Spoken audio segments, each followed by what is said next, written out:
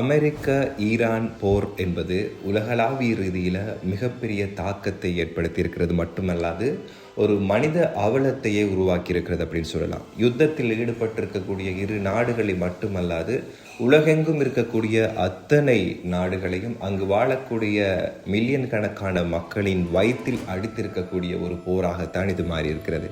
இந்த போரின் பின்புலத்தை பார்க்கிற போது அது அவசியமானதா அல்லது பிழையானதா, தேவையானதா, தேவையற்றதா அப்படிங்கிறதான பல்வேறு விவாதங்கள் இருந்தாலும் இந்த நேரத்தில் இந்த யுத்தத்தினுடைய நிலையினால நிறைய பாதிப்புகள் ஏற்பட்டிருக்கு. இப்போ இலங்கையை பொறுத்தவரையில் அதனுடைய பாதிப்பின் வடிவம் மிக அதிகம். ஏன்னு சொன்னால் இலங்கை மிகவும் பாதிக்கப்பட்ட ஒரு நாடு. அண்மையில் தான் கொரோனா, அதுக்கு பிறகு பொருளாதார நெருக்கடிக்கு முகம் கொடுத்து அதிலிருந்து மீண்டு வர முடியாத நிலையில் இருக்கிற போது இப்படியான ஒரு உலக யுத்தம் வருகிற போது, இப்படியான ஒரு யுத்தம் நடைபெறுகின்ற போது அது இலங்கையை நேரடியாக பாதிக்கும் அப்படிங்கிறதுல எந்த ஒரு மாற்று விஷயங்களும் இல்லை. அதிலும் பிரதானமாக என்ன அப்படின்னு சொன்னால் இலங்கையினுடைய தேயிலை ஏற்றுமதியின் முக்கிய நாடாக இருக்கிறது ஈரான். அப்போ அந்த ஏற்றுமதி நடவடிக்கைகளில் பாதிப்பை ஏற்படுத்தியிருக்கிறது.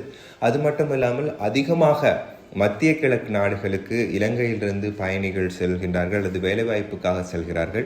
வேலைவாய்ப்புக்காக சென்று அவர்கள் அனுப்புகின்ற அந்த பண வரவு அப்படிங்கிறது மிக முக்கியம். இப்போ இந்த யுத்த சூழ்நிலையில் வெளிநாட்டுக்கு வேலைக்கு செல்பவர்களினுடைய அளவு குறைந்து அவர்களூடாக வரக்கூடிய வருமானத்தின் அளவும் குறைந்திருக்கிறது. அது இரண்டாவது விஷயம். மூன்றாவது என்ன அப்படின்னு சொன்னால் அதிகமாக இந்த எண்ணெய் விலை, பெட்ரோல் டீசலின் விலைகள் அதிகரித்ததுனால கையில் இருக்கக்கூடிய டாலர் அதிகமாக வெளியில் செல்கிறது. அந்த பக்கமும் ஒரு பாதிப்பை இது ஏற்படுத்துகிறது. நான்காவது, இலங்கை அப்படிங்கிறது ஒரு சுற்றுலா தளமாக, சுற்றுலாவை நம்பி, சுற்றுலா அப்படிங்கிறது இலங்கையினுடைய ஒரு முதுகெலும்பாக இருக்கக்கூடிய ஒரு நிலையில் இப்படியான யுத்த சூழ்நிலையில் அதிகமான சுற்றுலா பயணிகள் இலங்கைக்கு வருவதில்லை. பொதுவாக சுற்றுலா பயணிகள் எல்லாருமே துபாய் ஊடாக வர்றது தான் அதிகமாக வளமையாக இருக்கிறது. இப்போ அவர்கள் வராத ஒரு நிலைமையும் இலங்கையை மிக அதிக அளவில் பொருளாதாரத்தை தாக்குகிறது. அது மட்டுமல்ல, உலகளாவிய ரீதியில் இருக்கக்கூடிய பணவீக்கம் அதுவும் சுற்றுலா பயணிகளுக்கு ஒரு தயக்கத்தை ஏற்படுத்துகிறது சுற்றுலாவில் ஈடுபடுவதற்கு.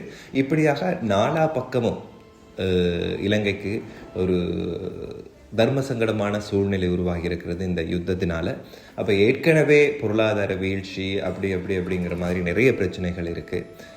மரத்திலிருந்து விழுந்தவனை மாடு முட்டின கதையாக இலங்கை அடுத்தடுத்து விழுந்து அதிலிருந்து எழுந்து வருகிற போது இன்னும் ஒரு விஷயம், இன்னும் ஒரு பாதகமான விஷயம் இலங்கைக்கு நடந்துடுறது அப்படிங்கிறது தான் இங்கே இருக்கக்கூடிய ஒரு துரதிர்ஷ்டமான விஷயம். அப்போ இந்த யுத்தத்தினுடைய போக்கு அப்படிங்கிறது நீடிக்குமாக இருந்தால் இலங்கை இன்னும் மிக அதிக அளவில் பாதிப்பை முகம் கொடுக்க வேண்டிய தேவை இருக்கும். இலங்கை மட்டுமல்ல, இலங்கை போன்ற பல நாடுகள் பல பிரச்சனைகளுக்கு முகம் கொடுக்க வேண்டிய ஒரு சூழ்நிலை உருவாகலாம். ஆனால் இலங்கைக்கு மிகப்பெரிய சவாலாக இருக்கும் இந்த சூழ்நிலையை சரியான முறையில் முகம் கொடுத்து அதில் வெற்றி பெறுவது என்பது.